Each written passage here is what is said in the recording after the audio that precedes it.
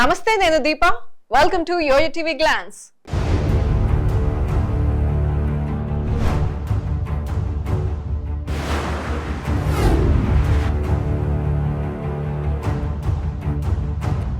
షేక్ హసీనా బంగ్లాదేశ్ ను వదిలి వెళ్లిన తర్వాత కూడా హిందువులపై దాడులాగడం లేదు. ఇంకా అక్కడ ఎన్నో ఏళ్లుగా ఉంటున్న హిందూ సమాజం తీవ్ర ఇబ్బందుల్ని ఎదుర్కొంటూనే ఉంది. హిందువులపై దాడులతో మొదలైన ఈ వివక్ష తర్వాత ఇటీవల కాలంలో భారత్కు చేపల ఎగుమతిపై కూడా బంగ్లాదేశ్ పరిమితులు విధించింది. ఆ తర్వాత ఇటీవల దసరా ఉత్సవాల సందర్భంగా నమాజ్ సమయంలో దుర్గా పూజల నిషేధం విధించాలి అంటూ డిమాండ్లు కూడా వచ్చాయి. రాడికల్ ఇస్లామిక్ గ్రూపులు పండుగలో నిర్వహించే బహిరంగ వేడుకల్ని వ్యతిరేకించాయి అక్కడ. అలాగే ప్రతి ఏటా దుర్గా పూజ పండుగ కోసం దేశవ్యాప్తంగా ఇచ్చే సెలవులు కూడా నిషేధించాలి అంటూ కోరుకున్నారు. దీనికి ముందు ఢాకాలోని సెక్టర్ 13లో అతివాద గ్రూపులు హిందువులకు వ్యతిరేకంగా ఒక భారీ కవాతును నిర్వహించాయి. అంతేకాదు దుర్గా పూజ కోసం హిందువులు ప్లే గ్రౌండ్ ని ఉపయోగించడాన్ని వ్యతిరేకిస్తూ పెద్ద ఎత్తున ప్రదర్శనలు చేశారు. సంవత్సరాల తరబడి ఆ వేదికపై దుర్గా పూజను జరుపుకునే హిందువులు దీనిపై తీవ్ర నిరసన వ్యక్తం చేశారు. ఈ నేపథ్యంలోనే బంగ్లాదేశ్ వ్యాప్తంగా వివక్షకు వ్యతిరేకంగా హిందువులు పోరాడాల్సిన పరిస్థితి వచ్చింది. అయితే ఇటీవల యూనస్ నేతృత్వంలోని తాత్కాలిక ప్రభుత్వం దాన్ని మధ్యంతర ప్రభుత్వ ఆర్డినెన్స్ 2024కి తాత్కాలిక ఆమోదం పొందింది. అయితే ఈ చర్య మిలిటరీ కనుసన్నల్లో నడుస్తున్న యూనస్ తాత్కాలిక ప్రభుత్వానికి మరింత అధికారాలను ఇస్తుంది. ఈ కొత్త ఆర్డినెన్స్ బంగ్లాదేశ్లో కొత్త పార్లమెంట్ ఏర్పాటు, ప్రధానమంత్రి నియామకం వంటి మధ్యంతర ప్రభుత్వ చర్యలను చట్టబద్ధంగా చెల్లుబాటు అయ్యేలా చేస్తుంది. అయితే దీనికి ఎటువంటి నిర్ణీత కాల వ్యవధి లేకుండా ప్లాన్ చేయడంపై చాలా అనుమానాలు వస్తున్నాయి. 13వ పార్లమెంట్ కొత్త ప్రధానమంత్రిని నియమించే వరకు ఈ తాత్కాలిక ప్రభుత్వం అధికారంలో ఉంటుందనే నియమం ఉన్నప్పటికీ అది ఎప్పటి వరకు ఉంటుంది అనేది క్లారిటీ లేదు. ఇదిలా ఉంటే మరోవైపు బంగ్లాదేశ్ రాజ్యాంగం నుండి సెక్యులరిజం, సోషలిజం అనే పదాలను తొలగించాలని బంగ్లా అత్యున్నత న్యాయాధికారి ప్రతిపాదించడం చర్చనీయాంశమైంది. ఇక దీనికి సంబంధించిన రిట్ పిటిషన్ పై విచారణ సందర్భంగా హైకోర్టులో అటార్నీ జనరల్ మహమ్మద్ అసద్-జమాన్ కీలక ప్రకటన చేశారు. రాజ్యాంగంలోని 4 సూత్రాల్లో లౌకికవాదం, సోషలిజం అనే 2 పదాలను తొలగించాలి అంటూ కోరారు. అయితే దీనిపై మధ్యంతర ప్రభుత్వం స్పందించాలని కోర్టు కోరింది.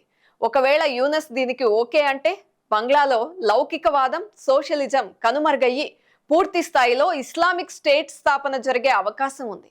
ఒకవేళ బంగ్లాదేశ్ ఇస్లామిక్ స్టేట్ గా రూపాంతరం చెందితే అక్కడ జనాభాలో 8% ఉన్న హిందువులు బతకడం కష్టంగా మారుతుంది. ఇప్పటికే హిందూ పండుగలకు ప్రభుత్వం ఇచ్చే సెలవు దినాలను నిషేధించాలి అంటూ ఇస్నాఫ్ కీమ్కారీ ఛత్రజంతా వాదిస్తోంది. లౌకికవాదాన్ని గౌరవిస్తూ హిందూ పండుగలకు మద్దతు ఇవ్వడానికి ముస్లింలెవ్వరూ పాల్గొనకూడదు అంటూ ఆ సంస్థ పిలుపునిచ్చింది. ఈ సంస్థ ఇటీవల ప్రభుత్వానికి సమర్పించిన డిమాండ్లలో బంగ్లాదేశ్లోని ప్రత్యేక భూముల్ని ఆక్రమించి నిర్మించిన హిందూ దేవాలయాలను కూడా తొలగించాలని పేర్కొన్నారు. అలాగే భారతదేశం బంగ్లాదేశ్కు జాతీయ శత్రువు కాబట్టి బంగ్లాదేశ్లోని హిందూ పౌరులు కూడా భారతదేశానికి వ్యతిరేకంగా ఉండాలి అని డిమాండ్ చేశారు. ఈ కారణంగా భారతదేశానికి వ్యతిరేకంగా బ్యానర్లు, భారతదేశానికి వ్యతిరేకంగా నినాదాలు దేవాలయాల్లో ఉంచాలని కూడా డిమాండ్ చేశారు. ప్రస్తుతం బంగ్లాదేశ్లో నెలకొన్న పరిస్థితుల్ని చూస్తూ ఉంటే భారత్ పక్కలో మరో ముప్పు ఉందనే సంకేతాలు బలంగా కనిపిస్తున్నాయి. ఇక భారత్కు సన్నిహితంగా ఉన్న ప్రధాని హసీనా పలాయనం తర్వాత అక్కడ హిందువులపై దాడులు మరింతగా పెరిగాయి. 2021లో ప్రధానమంత్రి నరేంద్ర మోదీ పర్యటన తర్వాత కూడా ఇలాగే బంగ్లాదేశ్లో హిందువుల్ని టార్గెట్ చేశారు. అప్పుడు హింసాకాండలో అనేక హిందూ దేవాలయాలపై దాడులు జరిగాయి. జనవరి 2013 నుండి సెప్టెంబర్ 2021 మధ్య హిందూ సమాజంపై కనీసం 3679 సార్లు దాడులు జరిగాయి.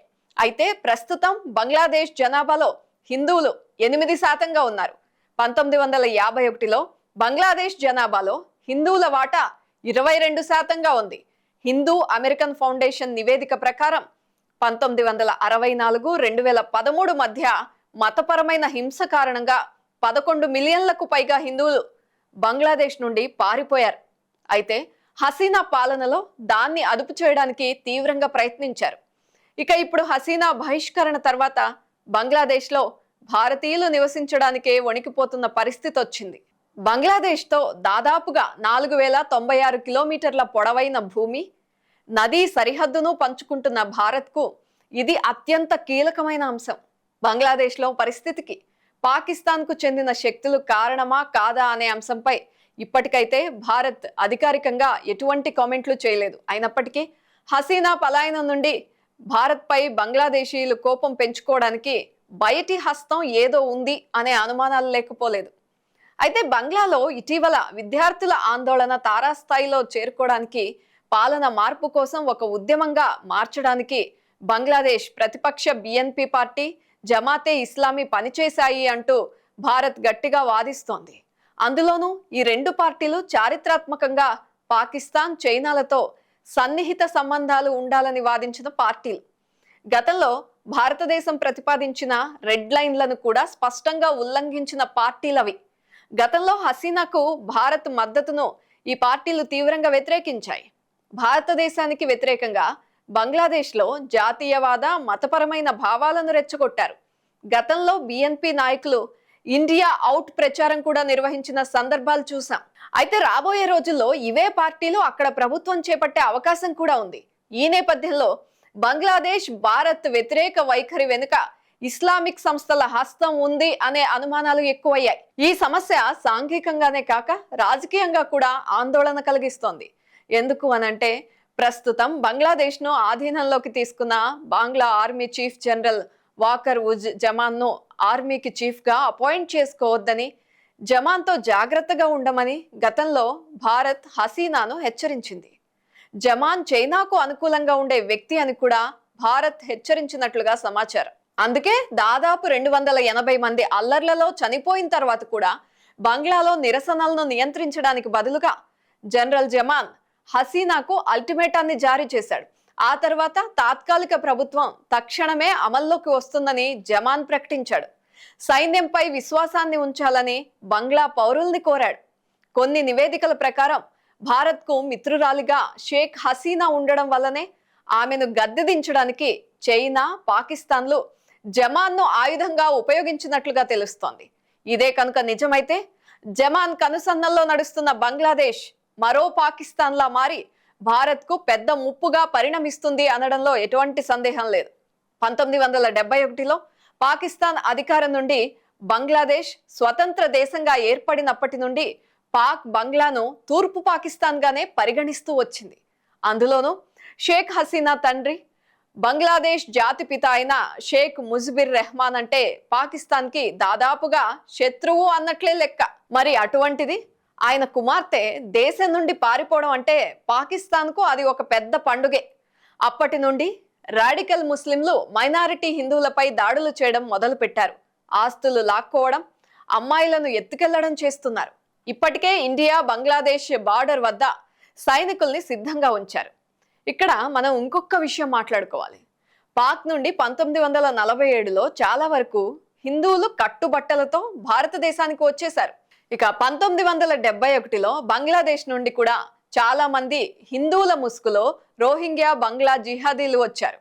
2021లో ఆఫ్ఘనిస్తాన్ నుండి కూడా చిట్ట చివరి హిందువులు, సిక్కులు ప్రాణాలు అరచేత పెట్టుకుని గురు గ్రంథ సాహెబ్ నెత్తిన పెట్టుకుని భారతదేశానికి వచ్చేశారు. 2025లో కూడా బంగ్లాదేశ్ నుండి లక్షలాది మంది హిందువులు కట్టుబట్టలతో భారతదేశానికి వచ్చే అవకాశాలు కనిపిస్తున్నాయి. అయితే వాళ్ల ముసుగులో జిహాదీలు వచ్చే అవకాశం కూడా ఉంది. మరి వీరందరినీ గుర్తించడం భారతదేశం ముందున్న అతిపెద్ద టాస్క్.